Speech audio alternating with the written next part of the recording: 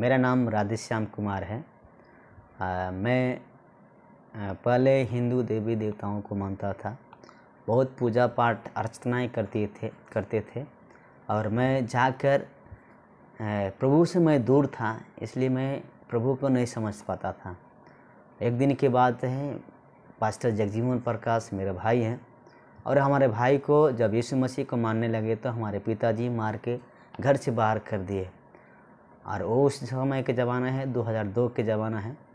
2002 में भैया को पिताजी ने बहुत मार मारे, इतना मार मारे कि उनके पीठ में चमड़ी उखड़ गया और वो अपने घर से निकल कर बाहर चल गए। बाहर चलने के बाद में फिर उन्होंने कहा कि 1 साल तक कोई पता नहीं आया, ना कोई लेटर आया, ना कोई फ़ोन के ज़माना था। तब सब लोग घर में मिलकर रो रहे थे। मैं मम्मी रो रही थी, पापा रो रहे थे, हम भी रो रहे थे और हमारे सारे परिवार रो रहे थे कि हमारा भाई क्या हो गया, देहांत हो गया। लेकिन 1 साल के बाद उन्होंने एक लेटर लिखा और लेटर मुझे पढ़ने के मालूम नहीं था, मैं हिंदी नहीं जानता, नहीं पढ़ने आता था और मैं एक मास्टर जी से उसको पढ़वाने के बाद में पता चला कि भैया जीवित है। और उस पता के द्वारा हमारे पिताजी उस भैया को लाने के लिए उस जगह में चल गए। जाने के बाद भैया को लेकर आ गए घर में। आने के बाद में हम लोग सब कोई खुशी हो गए। खुशी होने के बाद में क्या हुआ कि हमें परमेश्वर ने एक बात बताया कि आज भी हमारा जीवन में वो लागू हो रहा है। आज यहाँ से मेरा जीवन क्या है, परिवर्तन की बात में ला रहे हैं, सुनेंगे। तो उस समय हमारे बड़े भैया जगजीवन प्रकाश एक जगह मीटिंग रखा हुआ था और उन्होंने बोला कि मीटिंग में चलना है, लेकिन हम देखे कि हमारे पास शॉर्ट पैंट कपड़ा नहीं है।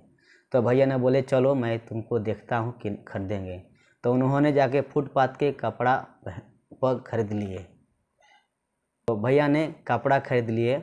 कपड़ा खरीदने के बाद में और जब मैंने सोचा कि यीशु मसीह कौन है और जाने के बाद में भैया बोले चलो।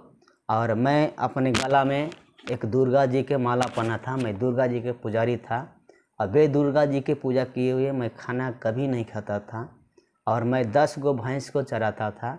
और मुझे क्या है कि रुकेंगे या कपड़ा खरीदे और एक ही शॉर्ट पैंट खरीदे और हम लोग डेयरी अनशन में जेम्स एक संस्था है उसमें मीटिंग में गए।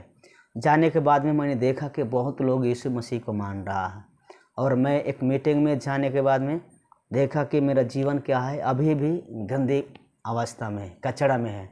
तब मैंने उस मीटिंग में प्रार्थना में गए और रो रो कर प्रार्थना करने लगे। और मुझे क्या है, ना हिंदी पढ़ने आता था, ना तो मैं बिहार को होकर हिंदी भी नहीं पढ़ते थे, ना मुझे मैथ बनाने आता था।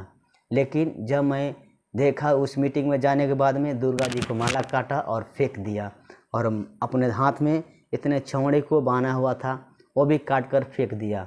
और फेंकने के बाद में मैं प्रभु से प्रार्थना की, रो रो कर प्रार्थना की। प्रार्थना करने के बाद में अपने गांव में आए और गांव में आने के बाद में मैं रोज़ सांझ प्रार्थना करने लगे। और उसी साल में 2005 में मैंने अपनी क्लास में हिंदी पढ़ना स्टार्ट कर दिया और अच्छा हिंदी पढ़ने लगा। और 1 साल के अंदर में उसी क्लास के अंदर में मैंने सेकेंड डिवीज़न आया। और इसके बाद में 2006 में एक घटना है, 3rd डिवीज़न में आया और 2007 में 7वां क्लास में गए, 1st डिवीज़न आए, 8वां में 3rd डिवीज़न आए। और इसके बाद ऐसे ऐसे कहानी कहते गया और मुझे मैथ में आने लगा और हिंदी पढ़ने में मुझे इतना इंटरेस्ट लगने लगा। जब मैंने बाइबल नहीं पढ़ता था तो मुझे कुछ नहीं आता था। जब बाइबल पढ़ के मैं हिंदी समझ गया, मैथ बनाने आ गया और उसी दिन से मैंने ग्रहण किया प्रभु को। आया ऐसी 9 क्लास में गए तो 2nd डिवीज़न मैंने आया, 10 क्लास में गए तो 2nd डिवीज़न आया। उसी प्रकार से हमारा जीवन था। और मैं जब यीशु मसीह में आ गया तो हमारा जीवन क्या हुआ, एक बहुत ऊंचारा हो गया। जब यीशु मसीह को मैं नहीं जानता था तो एक भैंस का समान था। मुझे हिंदी नहीं पढ़ने आता था, किसी प्रकार के काम करने के लिए नहीं आता था, वही मैं केवल भैंस चराता था और मेरा जीवन केवल अंधकार में जीवित जी रहे थे। उसी प्रकार हमारा जीवन आज भी, हम जब यीशु मसीह को मानने लगे तो हमारा जीवन आज अच्छा है वाला है और प्रभु में आज उपस्थिति बनकर हम एक परमेश्वर की योजना के अनुसार वचन के अनुसार एक जगह में रहकर प्रभु को सुसमाचार सुनाकर प्रभु में आगे बढ़ने के लिए काम करते हैं। मेरी गवाही ये है, हमारा परमेश्वर ने हमारे जीवन में एक नए ज्योति को दिया है, नए उमंग को दिया है, ताकि जैसे मेरा जीवन बचा है वैसे हम एक दूसरे को बचाने वाले बन सके। ये मेरा गवाही है। प्रभु आप लोगों को और सुनने के गवाही दे। प्रभु के धन्यवाद हो और महिमा हो। जय मसीह।